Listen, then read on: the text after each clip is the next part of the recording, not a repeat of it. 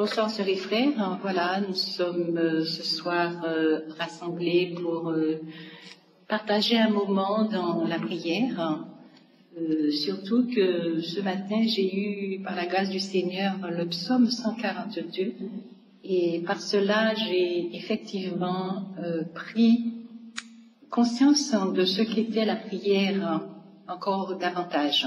Alors je bénis le Seigneur et avant toute chose, je voudrais remettre toutes choses entre ses mains parce que c'est lui qui gouverne tout, c'est lui qui fait tout, c'est lui qui sait tout, c'est lui qui, voilà, il est notre Elohim.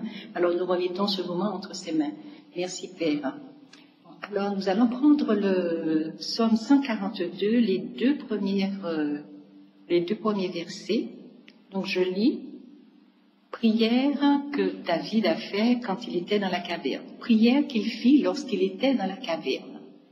Je crie de ma voix à Yahweh. Je supplie de ma voix Yahweh. Je réponds devant lui ma complainte. Je déclare mon angoisse devant lui. Alors, c'est vrai que ces trois versets m'ont fait réfléchir. Le frère David, en fait, était dans une caverne. Et nous savons très bien que dans une caverne, c'est une voie sans issue. Alors, quand nous sommes dans une voie sans issue, avec des angoisses, avec des problèmes, à qui voulez-vous que nous puissions crier? Alors, lui-même, il répond, je crie de ma voix à Yahweh. Je supplie de ma voix Yahweh. Il faut qu'on sache aussi que David avait un cœur selon Dieu et il priait dans toutes les circonstances, quel que soit quand il était joyeux, il priait, quand il était aussi dans la faiblesse, il priait. Donc nous voyons aussi par cela que la prière, c'est tout le temps, parce que le Seigneur nous dit aussi dans sa parole de prier sans cesse. Et c'est une grâce aussi. C'est une grâce du Seigneur de pouvoir, dans ces moments de trouble, d'affaiblissement, et dans ces moments difficiles, que nous puissions crier à lui. Je répète certainement, je crie de ma voix à Yahweh. Mais c'est vrai que nous n'avons que lui, nous n'avons que notre Seigneur, que notre Yahweh vers qui crier. Parce qu'il nous a donné une bouche. De cette bouche, qu'est-ce que nous faisons? Nous louons, nous prions. Et à travers tout cela, ça nous permet aussi d'avoir une relation avec lui. Même si c'est dans les moments de faiblesse, même si c'est dans les moments de trouble, parce que ce sont dans ces moments-là que nous crions au Seigneur. Le verset 2 le dit, je crie de ma voix à Yahweh, je supplie de ma voix Yahweh. Il insiste. Parce que, en fait, avec la voix, nous crions, nous supplions, nous gémissons et nous répandons aussi nos cœurs et nous déclarons ce qui nous opprime. Voilà pourquoi nous sommes si affaiblis dans ces moments-là. Alors, de notre voix, nous crions à notre Yahweh afin qu'il nous délivre, afin qu'il nous libère. Père, oui, nous crions à toi, Seigneur. Merci, nous déclarons qui il est. En fait, même à ce moment, nous louons à travers notre oppression, nous louons le Seigneur. Nous déclarons ce qu'il est. Nous déclarons ce qu'il a fait pour nous. Nous déclarons que c'est sur lui seul que nous pouvons compter.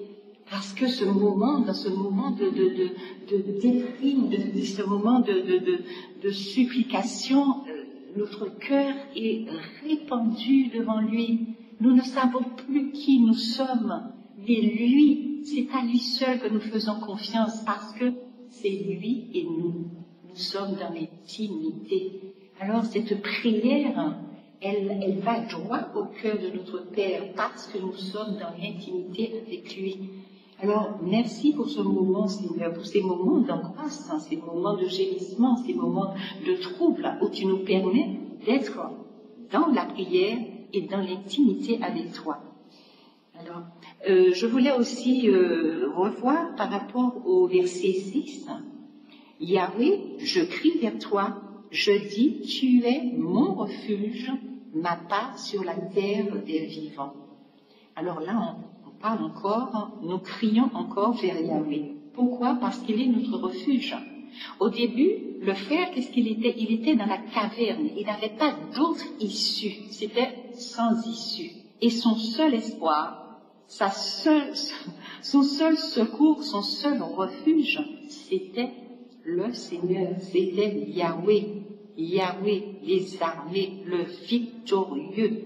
Alors, prions au Seigneur. Quand nous sommes dans la faiblesse, quand nous avons ces moments difficiles, nous n'avons qu'un maître, nous n'avons qu'une issue, nous n'avons qu'un Seigneur, nous n'avons qu'un Sauveur, nous n'avons qu'un Rédempteur. Celui qui nous délivre, c'est lui, Yahweh, Sabaoth. Alors voilà pourquoi il dit aussi dans le psaume 119, au verset 170, il dit que nos supplications viennent devant lui et il nous délivre selon sa parole. Oui, c'est dans cette intimité, dans cet échange que le Seigneur entend nos cris et nous délivre. Il dit aussi dans le psaume 119, le verset 175, que mon âme vive afin qu'elle te loue et que tes ordonnances me soient en aide.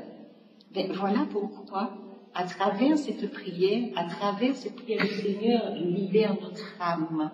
Parce que c'est lui qui donne la paix à l'âme. Cette âme qui était si meurtrie, elle reprend vie parce que notre Seigneur est celui qui ravive les cœurs. Il ravive l'âme, afin que cette âme, une fois ravivée, puisse le louer. La prière, là, elle a fait suite à la louange. Après la prière, notre cœur n'est plus blessé, notre cœur est guéri. Et voilà pourquoi nous partons dans la louange sans même nous rendre compte. Parce que cet échange avec notre Père nous a permis d'être guéris. Alors nous te disons merci Seigneur, merci de nous apprendre malgré ces moments de faiblesse, malgré ces moments où nous avons mal, malgré ces moments où nous sommes affaiblis. Merci de nous permettre Seigneur de crier à toi, de prier à toi afin que notre âme soit ravivée et que nous puissions te louer. Amen. Seigneur, nous te disons merci, Seigneur. Que ton nom soit béni, que ton nom soit élevé, que ton nom soit magnifié. Merci, Seigneur, de nous apprendre encore à prier, de regarder qu'à toi, Seigneur, parce que nous n'avons aucun autre secours que toi. Père, nous t'avons prié dans le Seigneur de Jésus. Amen.